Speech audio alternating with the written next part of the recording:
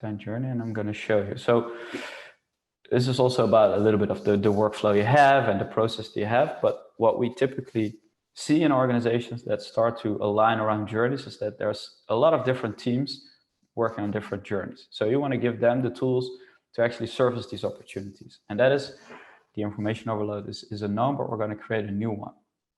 So here, in any journey, opportunities can surface, but it can also be that there is already an existing opportunity that surfaces on a specific step. Different use case, I'll get to that later. Let's just create one. You can click along, and then you'll see why it's important to create it and how you can then later on use it outside your journeys. That's where the stakeholder discussion comes back.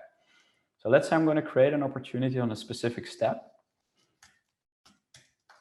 I'm going to create a new opportunity called CXM opportunity for today. So now what I did actually is created an opportunity in when a customer goes to the online store. I know there's this problem we want to address.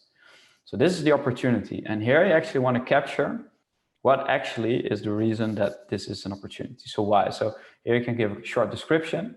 Just a quick tip for the design thinkers among us, just use the how might we ... notation.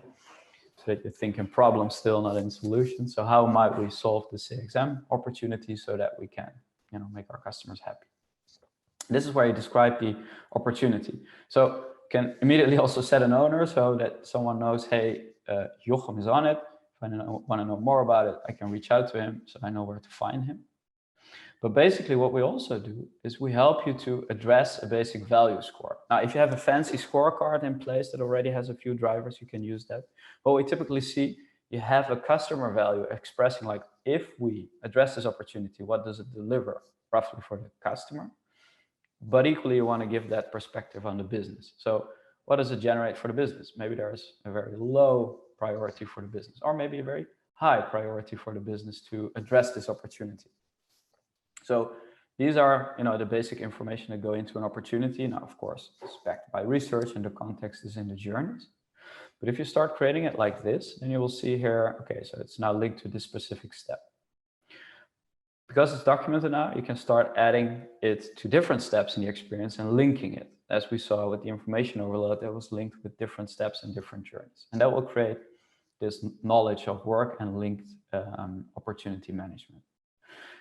The last step, if you have ideas on what to do about it, the solutions that you want to implement or the ideas you have, you can either, pulling from what has already been done. Again, the double work part was very important to address. So maybe there are some solutions in place that people are working on, new research that has been done that is related to this, so you can add it, or obviously you can add new CXM idea to your solution, so to your opportunity. So this is basically what you can set up around the opportunity. But what is very important, you can tag it as well to give some more meaning and context to it. But what is very important is that, I'll give it some effort score and show it to you, that this opportunity will travel. So now we've created it, it's now documented, it's now in the system. So maybe it's linked to other journeys, you can do that later. But it will end up here. This is the opportunity overview. So here we would have all the opportunities in our ecosystem. Now you can imagine some of our customers have hundreds of these opportunities generated.